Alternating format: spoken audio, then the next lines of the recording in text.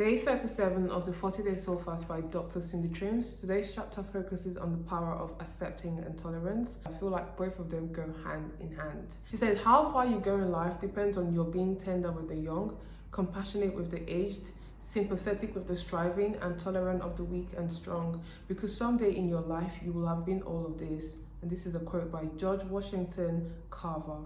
Rather than asking if they even want help, the world whips out the hammers, saws and nails and begins a makeover project. No matter how badly you want it, people then fix people. To live out your destiny and impact the world on God's behalf, you must not only accept other people where they are, but be grateful because God has caused you to cross paths. What do they have to teach you? She shares a quote here by Dallas Willard saying, I am not called to judge my neighbor, but to serve them as best as I can by the light. I have humbly and patiently, with the strength I have and the strength God supplies, the best gift I can give them is always the character and the power of Christ in me and in others who really trust Him. If we must part at some point in where we spend eternity, I shall love them nonetheless for it. Tolerance is the ability to accept the differences of others. It enables you to show patience, compassion, and charity.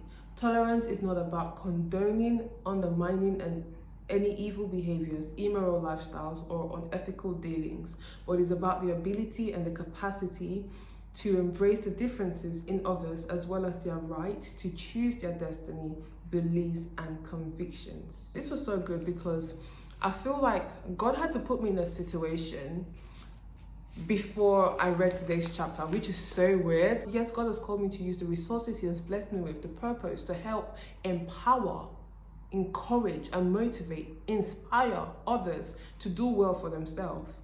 But God has not called me to fix people. It's up to people if they want to change things. They say you can take a horse to the river, but you cannot force the horse to drink water. If people do not honor and value the relationship they have with God, do you think they will have value and honor for you? So when someone does not have that honor and value for you, what do you do in that moment?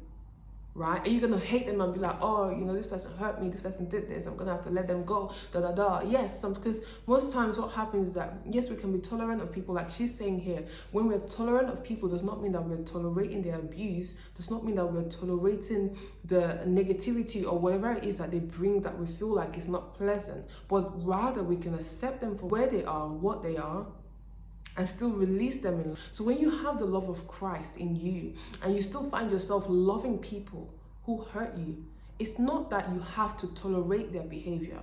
It's not that you have to tolerate their mistreatment, but you can love them knowing that I see you as someone who has the image of God. I honor and I value you and your existence regardless. I forgive you because God has forgiven me too. But it doesn't mean that you still need to be friends. It doesn't mean that you still have to be in that relationship. Sometimes all people need to do to change is to see the love of Christ in and through you, how you relay that message. How would you rate your capacity to tolerate unfavorable conditions? What does this say about your own degree of personal empowerment? Because it says a lot about you too. Second question is, how are you harnessing the power of tolerance to change the hearts and lives of those around you? In what small way might you show a little more tolerance? This is so good. The last quote she shares here by Mildred Lizette Norman. When you find peace within yourself, you become the kind of person who can live at peace with others. How profound.